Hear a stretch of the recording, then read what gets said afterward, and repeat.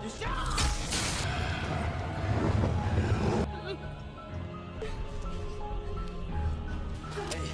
दोस्तों, शहर से दूर एक वीरान जंगल में आज चार्ली अपनी गर्लफ्रेंड के साथ पिकनिक मनाने आया है। चार्ली की गर्लफ्रेंड उसे कहती है कि ये एरिया ठीक नहीं है, यहाँ तक कि पुलिस भी इस एरिया पर आने से मना करती है, लेकिन चार्ली उसकी बात नहीं मानता। चार्ली कहता है कि वो सब अफवाहें हैं। तभी उसको पीछे से कोई आवाज सुनाई देती है और चार्ली उस आवाज का पीछा करते हुए आगे निकल जाता है। चार्ली को रास्ते में एक कागज मिलता है जिस पर खून से कुछ लिखा होता है। तभी अचानक उसे अपनी गर्लफ्रेंड की आवाज सुनाई देती है। चार्ली उसकी ओर दौड़ता है लेकिन वो वहाँ नहीं होती। चार्ली की गर्लफ्रेंड किसी से डर के भाग रही होती है। वो भागते हुए एक वायर में फंसती है और जाल में फंस जाती है। वो जाल में फंसी छटपटा रही होती है। तभी उसके सामने कोई आ रहा होता है। इसे देखकर वो जोर जोर से चिल्लाने लगती है। इधर चार्ली अपनी गर्लफ्रेंड को खोजते हुए भटक रहा होता है। तभी उसके पैर में एक तीर आके लगता है। इससे चार्ली गिर जाता है और उसके सामने एक अजीब सा आदमी आ जाता है जो अपनी कुल्हाड़ी से चार्ली को मार देता है। अब इधर कुछ दोस्त नए साल की पार्टी की तैयारी कर रहे होते हैं, जिसमें से एक लड़की का नाम सोफिया होता है। उनके बॉस जिसका नाम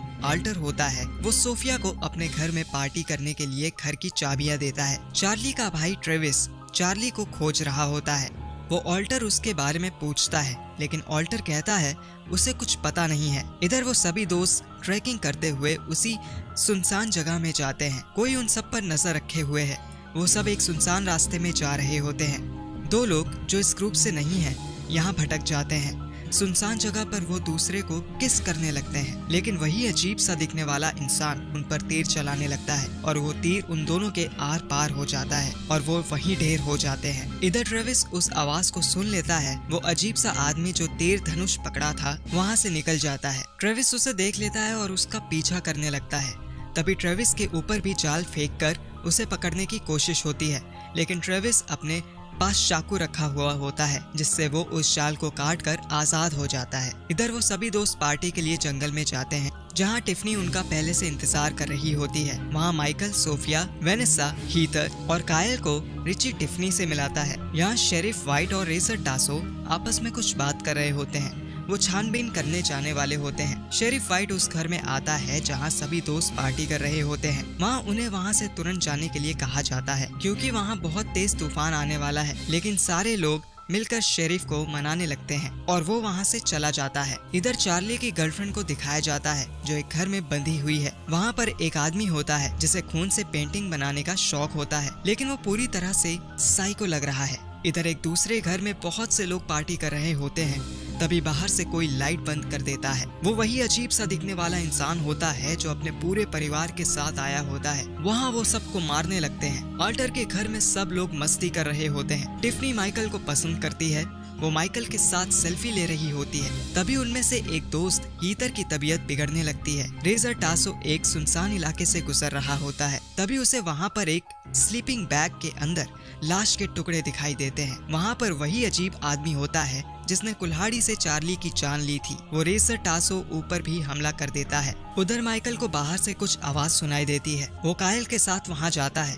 वो ट्रेविस होता है जो अपने भाई चार्ली को खोज रहा होता है जो 10 दिन से लापता है। ट्रेविस दोनों से इस बारे में पूछता है। कायल उसे अंदर आने के लिए इनवाइट करता है। माइकल कहता है कि ट्रेविस अंदर पूछताछ कर सकता है, लेकिन अंदर किसी को भी चार्ली के बारे में कुछ पता नहीं है। सभी हीथर जिस कमरे में आराम कर रही होती है वहाँ वही अजीब सा दिखने वाला आदमी आता है। वो कुल्हाड़ी के एक ही वार से हीथर का काम तमाम कर देता है। तूफान बहुत तेज होता है, इसलिए वाइट सोफिया को फोन करता है और उसे सुरक्षित रहने के लिए कहता है। वाइट छानबीन करने निकलता है। रास्ते में वो टासो की कार देखता है और खोजबीन करने निकलता है। तभी उसे ट्रेविस दिखाई देता है। सब दोस्त घर पर होते हैं। कायल अपनी गर्लफ्रेंड के साथ अकेले टाइम स्पेंड करना चाहता है। कायल और वेनेसा इंटीमेट होना चाहते हैं। वेनेसा घने की जगह खोजते हैं, लेकिन उससे जगह नहीं मिलती। वेनेसा बाहर जाती है जहाँ दीवार पर खून से बनी एक पेंटिंग होती है। जब कायल और वेनेसा इंटीमेट हो रहे होते हैं तब बाहर से एक लाइट आती है। वो उसे ट्रेविस समझकर गुस्से में बाहर निकलता है। वो ट्रेविस को मारना चाहता है। टिफनी भी उसके साथ टॉर्च लेकर चली जाती है। वो लाइट का पीछा करते हुए एक पुराने घर में घुसते हैं, लेकिन वहाँ पर कोई उनकी आवाज नहीं सुनता।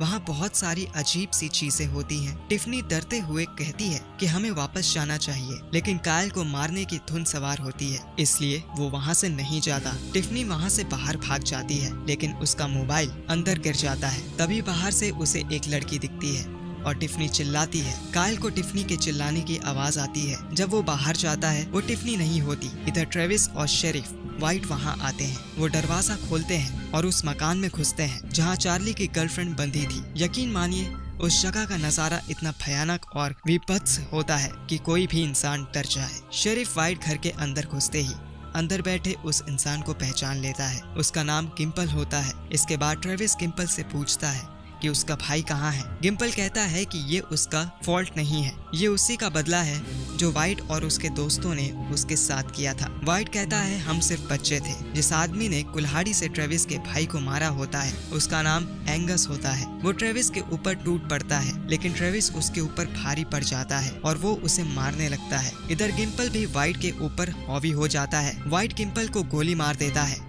ट्रेविस के पीछे उसका भाई एंगस लग जाता है। ट्रेविस जंगल की ओर भागने लगता है और उसके पीछे एंगस भी वहां पहुंच जाता है। एंगस और ट्रेविस की लड़ाई होती है। ट्रेविस एंगस के सर पर एक बड़ा सा पत्थर मारता है और उसे छोड़कर बाहर निकल आता है। एंगस भी मर चुका होता है।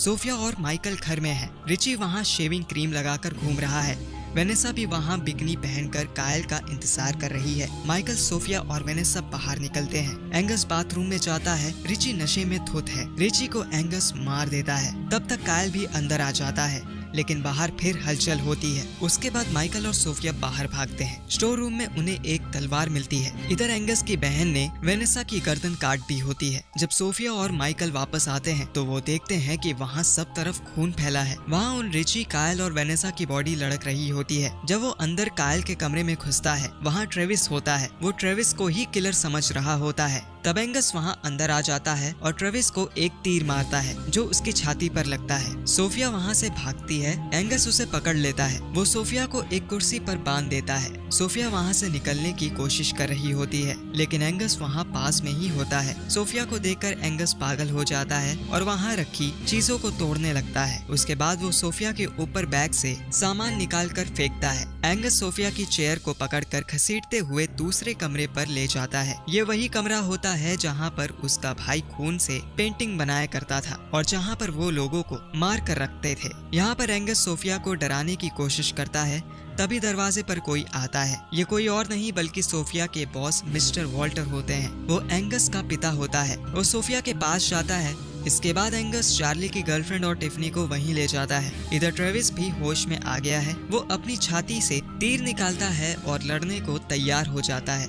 वॉल्टर सोफिया को बताता है कि वो हर साल अपनी कंपनी की सबसे सुंदर लड़की को अपने घर पर न्यू ईयर की पार्टी मनाने भेजता है। इस बार सोफिया और उसके दोस्तों की बारी थी। इसके बाद वो सोफिया को शराब की एक बोतल देता है और कहता है कि अगर तुमने शराब की बोतल 15 मिनट के अंदर में खत्म कर ली तो तुम और तुम्हारे बाकी दोस्त बच जाएंगे, लेकिन ऐसा नहीं हुआ तो तुम सब मारे जाओगे। इसके बाद अल्टर एक सैंड वॉच शुरू करता है। सोफिया ने कभी शराब नहीं पी थी। सोफिया को पता ही नहीं था कि वो इतनी शराब पीकर शायद ही जिंदा बच पाएगी, लेकिन फिर भी अपने आप को और अपने दोस्तों को बचाने के लिए उसने शराब पीनी शुरू कर दी। वॉल्टर बताता है कि कई साल पहले उसकी बीवी को वाइट और उसके साथियों ने मार डाला था। उसके तीनों बच्चे बहुत प्यारे थे, लेकिन वाइट ने उस दिन दूसरी कहानी बताई थी और कहा था कि उसके बच्चों ने उसकी बीवी को मार दिया था। वाइट ने उसके बच्चों का चेहरा भी बिगाड़ दिया था। वॉल्टर एंगस को कहता है कि वो अपना चेहरा सोफिया को दिखाए ताकि सोफिया को ये पता चल सके कि वाइट ने उसके साथ में क्या किया।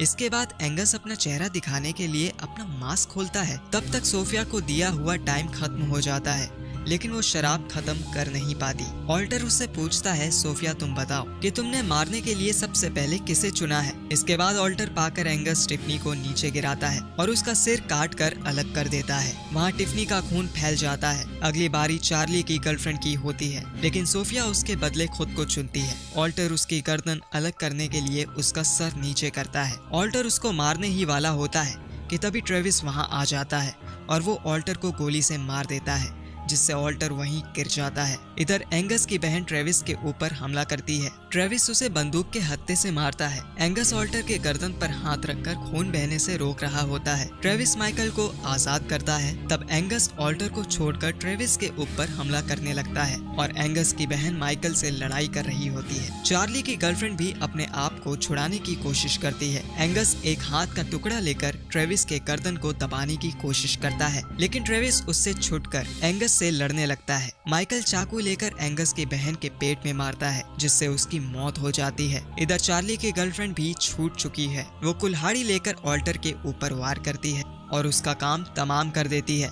उधर ट्रेविस भी एंगस को मारता है, जिससे वो नीचे गिर जाता है। माइकल सोफिया को आजाद करता है और ट्रेविस अपने भाई की गर्लफ्रेंड को गले लगाता है। सुबह ये लोग यहाँ से बाहर निकलते हैं। सोफिया वहीं गिर जाती है। उसने बहुत ज्यादा शराब पी ली होती है। वो लोग सोफिया को होश में लाते हैं। तभी शेरिफ वाइट अपने साथियों के साथ वहाँ आता है। वो देखता है ऑल्टर का पूरा परिवार वहाँ पड़ा हुआ है, लेकिन एंगस मरा नहीं होता। वो माइकल पर वार करना चाहता है, लेकिन शेरिफ वाइट सामने आ जाता है। एंगस उसके गले पर वार करता है। वाइट उसे गोली मार देता है और यहीं पर फिल्म खत्म हो जाती है। इस वीडियो को देखकर अपना कीमती वक्त देने के लिए शुक्रिया मेरे दोस्त। ये फिल्म 2018 में आई थी और IMDb रेटिंग है इसकी 3.6। धन्यवाद।